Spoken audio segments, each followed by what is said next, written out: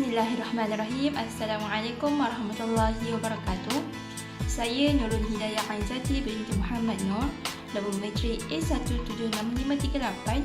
Saya akan membentangkan tajuk pendekatan dakwah fitnah media sosial. Saksikan. Dari segi bahasa, dakwah adalah ambilan daripada perkataan Arab yang merupakan masdar kata benda dari kata kerja da'a, yad'u yang bererti panggilan, seruan atau ajakan. Dalam kamus Dewan, terdapat penjelasan bagi perkataan dakwah tersebut. Yang pertama, kegiatan menyeru dan membimbing iaitu mendidik serta meyakini secara baik dalam usaha mempengaruhi orang lain supaya menyedari dan mengamalkan ajaran agama Islam. Yang kedua, patuh kepada ajaran agama Islam dengan lebih sempurna. Dari segi syarak pula, dakwah bermaksud seruan atau panggilan ke jalan Allah Subhanahu Wa Taala. Definisi media sosial dan fitnah. Menurut Kamus Dewan Bahasa dan Pustaka 2002, media adalah alat atau perantara dalam komunikasi atau dalam perhubungan. Manakala sosial bermaksud segala perkara yang berkaitan dengan masyarakat. Media sosial adalah saluran atau sarana pergaulan sosial secara online di dunia maya iaitu internet.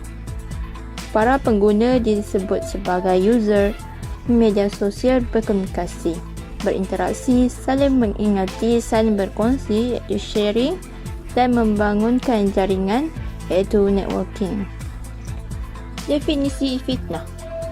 Fitnah berasal daripada perkataan bahasa Arab yang mengandungi beberapa makna. Antaranya disebut oleh Al-Azhari, Ibn Faris dan Ibn Mandur bahawa fitnah yang membawa makna seperti ibtila atau ujian. Ini boleh dilihat di Tazhib Al-Lughah. Ibnu Athir pula menambah bahawa asalnya fitnah digunakan oleh kebanyakan bahasa Arab sebagai ujian. Kemudian penggunaannya juga masyhur bagi menunjukkan makna kufur, pembunuhan serta kebakaran. Ini boleh dilihat di Al-Nihayah. Seterusnya, fitnah dari segi istilah mempunyai pelbagai maksud sesuai dengan situasi yang digunakan. Ibnu Hajar menyebut bahawa sesungguhnya fitnah itu kebiasaannya dibuat untuk mengubah sesuatu dan mereka-reka. Dalam masyarakat Melayu, perkataan fitnah memberi makna yang lebih spesifik. Ia merujuk kepada sebarang tuduhan yang diada-adakan untuk memburukkan atau membencanakan seseorang atau sesuatu pihak yang membawa kepada porak-poranda. Ini boleh dirujuk ke dalam Kamus Dewan Bahasa edisi keempat. Untuk menjamin kejayaan medan dakwah, terdapat 6 ciri yang perlu dipenuhi. Yang pertama, Rabbani. Yang kedua, Syumul atau komprehensif. Yang ketiga, Hikmah, iaitu anjal atau fleksibel. Yang keempat, berteraskan akhlak Islamiyah. Yang kelima, bertunjangkan semangat ukhuwah Islamiyah. Dan yang keenam, kontemporari dan mengikut peredaran zaman. Sebelum kita berpindah kepada pendekatan dakwah fitnah media sosial, kita fahami apakah yang dimaksudkan dengan pendekatan dakwah. Pendekatan berasal daripada kalimah dekat. Pendekatan memberi erti kaedah, cara, langkah-langkah dan sebagainya yang diambil bagi memulakan dan melaksanakan tugas atau mengatasi masalah dan lain-lain. Perkataan pendekatan memberi erti yang sama dengan perkataan approach dalam bahasa Inggeris. Ia memberi erti cara atau kaedah melaksanakan sesuatu atau yang bersangkutan dengan masalah. Terdapat perkataan lain yang memberi erti yang sama atau hampir sama dengan perkataan pendekatan dan approach apabila dikaitkan dengan dakwah, iaitu minhaj, uslub, metodologi dan kaedah. Ini dijelaskan oleh Abdul Aziz Muhammad Zain yang mengatakan pengertian perkataan metod, uslub, minhaj, pendekatan, approach, cara dan kaedah yang dikaitkan dengan dakwah sama dengan pengertian metodologi dakwah. Oleh itu, uslub, minhaj, pendekatan, approach, cara, kaedah dan metodologi termasuk dalam kumpulan yang sama dari sudut pengertiannya apabila dikaitkan dengan dakwah. Firman Allah Subhanahu Wa Taala dalam surah Al-Nahl ayat 125, A'udzu billahi minasyaitonir rajim. Ud'u ila sabili rabbika bil hikmati wal mau'izatil hasanah. Wajadilhum billati hiya ahsan. Inna rabbaka huwa a'lamu biman dhalla an sabilihi wa huwa a'lamu bil muhtadin. Sadaqallahul azim. Dan bermaksud, serulah ke jalan Tuhanmu, wahai Muhammad, dengan hikmah, kebijaksanaan dan nasihat pengajaran yang baik, dan berbahaslah dengan mereka yang engkau serukan itu dengan cara yang lebih baik.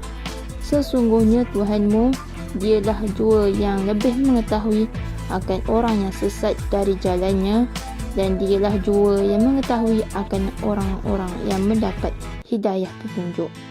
Surah Al-Nahl ayat 125. Pelaksanaan dakwah yang penuh al-hikmah adalah seseorang pendakwah itu perlu mempunyai ilmu, kebijaksanaan, kesabaran, keadilan, lemah lembut, kefahaman, kebenaran dan pengalaman sebagai asas untuk membuat sesuatu keputusan yang bersesuaian dan bertepatan dengan keadaan sasaran. Pendakwah hendaklah memikat hati dan mempengaruhi sasaran dengan baik. Pendekatan al-mau'izah al-hasanah merupakan salah satu pendekatan dakwah yang asas dan berperanan sangat besar dalam merangsang jiwa sasaran yang telah dihanyutkan oleh kemaksiatan atau hilang hala tuju supaya kembali kepada jalan yang dikehendaki oleh Allah Subhanahu Wa Taala. Untuk mencapai perkara tersebut, pendakwah boleh memilih bentuk yang sesuai dengan sasaran untuk menasihati mereka seperti menggunakan kata-kata yang lemah lembut, baik, halus, kata-kata yang boleh menyejukkan kepanasan hati, bentuk kisah, bentuk memuji, bentuk mengkritik bermanfaat dan menakutkan perasaan tentang balasan Allah SWT pada hari akhirat seperti yang telah diceritakan oleh Al-Quran dan Sunnah dan sebagainya. Pendekatan Al-Mujadalah billati hiya ahsan merupakan salah satu pendekatan dakwah yang asas dan dapat menarik perhatian, mempengaruhi dan memberi kesan kepada sasaran. Perdebatan yang terbaik adalah perdebatan yang mengemukakan sesuatu perkara kebenaran melalui hujah-hujah yang jelas dan kuat kepada sasaran supaya mereka dapat menerimanya dengan terbuka hati dan tidak merasa ragu-ragu di hati dan di fikiran. Di samping itu, perdebatan yang terbaik adalah perdebatan yang tidak mengikut perasaan atau emosi untuk mencapai kemenangan. Pendekatan tabayyun. Tabayyun merupakan perkataan yang berasal daripada bahasa Arab yang bermaksud mensabitkan dan menyimak asas kebenaran.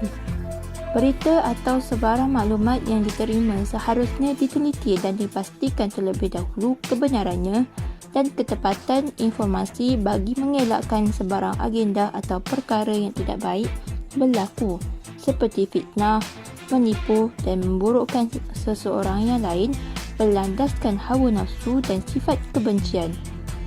Perintah untuk tabayyun merupakan perintah yang sangat penting agar kita dapat mengelakkan daripada berprasangka buruk. Akibat tidak bertabayun akan menyebabkan terjadinya prasangka yang buruk berlaku di kalangan masyarakat serta keadaan yang kurang tenang akan berlaku. Allah SWT melarang perbuatan tidak bertabayun sebelum menyebarkan sesuatu perkara. Abdul Aziz Bargus menjelaskan pendekatan dakwah memberi pertolongan dan menjamin kehendak asas pendakwah dengan dua sebab. Pertamanya adalah kerana dakwah yang dijalankan tanpa pendekatan dakwah yang terang akan sukar bagi pendakwah untuk mencapai tujuan dakwah. Di samping itu, pendakwah akan gagal dalam menyampaikan ajaran agama Islam kepada sasaran sama ada orang Islam dan bukan orang Islam jika mereka tidak ada pendekatan dakwah tersendiri. Keduanya adalah pendakwah dapat mengorganisasikan dakwah dengan bersistematik, merancang dakwah dengan strategik dan dapat melaksanakan rancangan dakwah yang telah dirancangkan itu, iaitu dengan mengenal pasti keadaan sasaran yang sangat kompleks. Oleh hal yang demikian, pendakwah atau organisasi dakwah yang bergerak mengikut kemahuan sendiri tanpa pendekatan dakwah akan memberi kesan yang negatif pada sasaran. Dalam masa yang sama, pendakwah tidak akan dapat mencapai matlamat yang telah digariskan, bahkan berkemungkinan akan tersasar daripada matlamat. Di samping itu juga, para pendakwah akan kerugian masa, tenaga dan material yang digunakan dalam berdakwah kerana matlamat dan sasaran tidak dapat memahami apa yang ingin disampaikan oleh pendakwah. Kesimpulannya, fitnah hanya membawa kepada keburukan dan tiada manfaat daripada fitnah ini. Kesan daripada fitnah ia akan membawa kepada perbalahan, permusuhan dan sengketa yang akan menjarakkan lagi hubungan sesama manusia. Oleh itu, sebelum kita menulis sesuatu perkara ataupun menyebarkan sesuatu perkara, pastikan kita tidak terlalu mengikut emosi ketika kita marah, kerana perkara tersebut akan menyebabkan kita menyesal apabila kita telah menyebarkannya kepada orang lain di media sosial. Oleh itu, apakah kesan daripada menyebarkan fitnah ini? Ia akan menyebabkan kita semakin renggang dengan hubungan sesama manusia yang lain. Oleh itu, fikirkan sebelum menyebarkan sesuatu perkara, fikirkan kesan apa yang kita hadapi apabila kita mewawarkan sesuatu perkara yang menyebabkan itu adalah fitnah kepada orang lain. Justeru, pendekatan dakwah dalam fitnah media sosial ini sangat penting agar fitnah di media sosial ini dapat dibanteras dengan baik dan secara berhikmah. Dan jika secara hikmah juga tidak dapat membanteras perkara ini, kita akan boleh menggunakan strategi yang lain agar fitnah di media sosial ini dapat diatasi dengan cepat dan tangkas. Sekian daripada saya. Assalamualaikum warahmatullahi wabarakatuh.